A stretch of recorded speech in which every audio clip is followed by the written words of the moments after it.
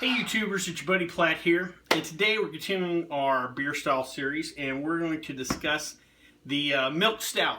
Previous video I talked about the American Imperial Stout. Now this is just a different type of stout. It's called the milk stout. We'll run over the numbers. SRM's 40, so like other stouts, this is a very dark beer.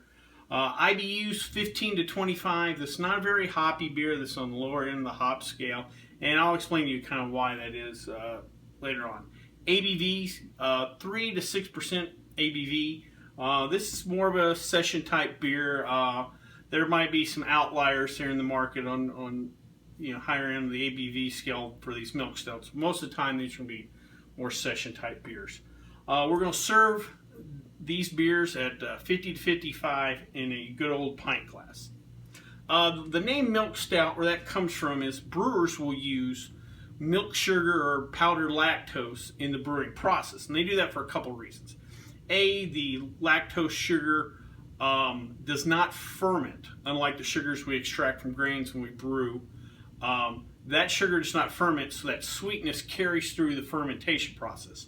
Also, the powder, the lactose powder, milk sugars, whatever, add creaminess to the beer. Some you might hear, especially overseas, you might hear the term cream stout instead of a milk stout, but the same beers.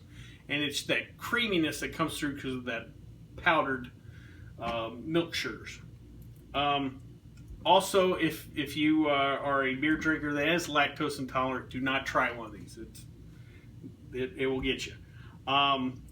These beers are, the typical style is there's plenty of sweetness, and it's not just from the milk sugars, but also plenty of malt sweetness. It'll hit you right in front of the tongue when you drink it. A lot of the you're going to notice on the malts a lot of chocolate and caramel malts, and those are going to definitely come through on the flavor profile. And again, that's part of the mash bill the brewers use. These beers are going to be a little lower carbonated, not flat, but on the lower end carbonation wise, and they're also lower hopped. Part of the reason is if you're going to add, the milk sugar or whatever, you're kind of wanting a sweeter beer, so no need to. One thing I noticed about brewing, and similar to cocktail making, is there's always this discussion about balance. Gotta have balance, gotta have balance. Well, sometimes you just want to make a sweet beer or a sweet cocktail or bitter beer or whatever, and here they don't strive necessarily for trying to balance out the sweetness with hops. They leave the hop low because this is intentionally made to be a sweeter type beer. So lower hops. These beers are going to be quite mouth coating, again with the creaminess kind of coming through in the milk sugars. You're going to get that added viscosity in your mouth, and you're definitely going to notice it. Finish wise, kind of a medium finish. Nothing like a barley wine as far as a long finish, but a sustained finish. Because this is a stout, it's technically an ale, but you don't get a lot of the fruity esters off the yeast as you would in a lot of ales. So you're not going to pick that up in this particular beer.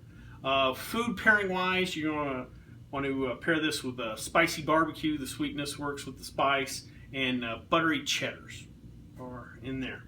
Today we're going to try kind of a unique beer I like for several reasons.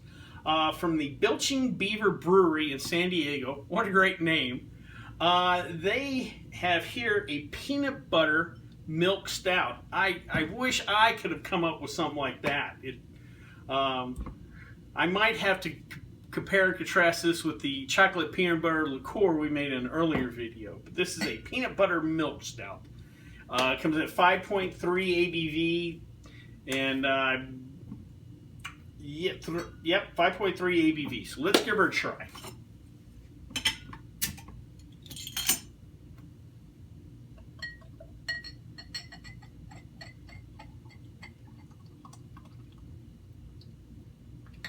Alrighty, here, nice and dark beer. Got a decent little head on that. Color-wise, it almost looks like the color of peanut butter. Let's give her a smell. Oh, I can definitely pick up just in the first smell. There's not really any hops on there, but you pick up the peanuts real quick. Oh yeah, a little kind of creaminess too on the nose. Let's give her a try. Oh, brother, that is good. On Belching Beaver's website, they recommend that you can also pour this on top of ice cream, and I'm telling you, I bet that would be great on ice cream. Let's give her another. Yeah. Nice finish on the mouth. You get the little punch on the tip of the tongue, but really kind of coats, and it's almost like having a chocolate peanut butter shake in almost a way. On the Belching Beaver website, they kind of claim it's like having a Reese's, peanut butter cup in a glass, and it is not far off on that. That is good. I can only drink about 8 or 12 of those, but that is nice. Yeah, there's not a lot of hot bitterness on that. You didn't get much in the nose. But like I said, you're not drinking this beer for balance. You're kind of wanting a sweet, neat beer, and I think the boys at Belching Beaver have done this.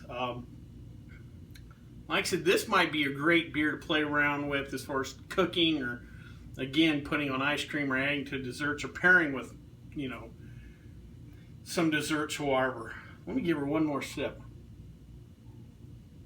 Ooh. That's why communism doesn't work, kids. They're not doing this in Russia, let me tell you. Well, I hope you liked this video. If you did, please subscribe down below. Also, feel free to leave any comments in the comment section, or you can always contact me on the Twitter page. Until next time, bottoms up.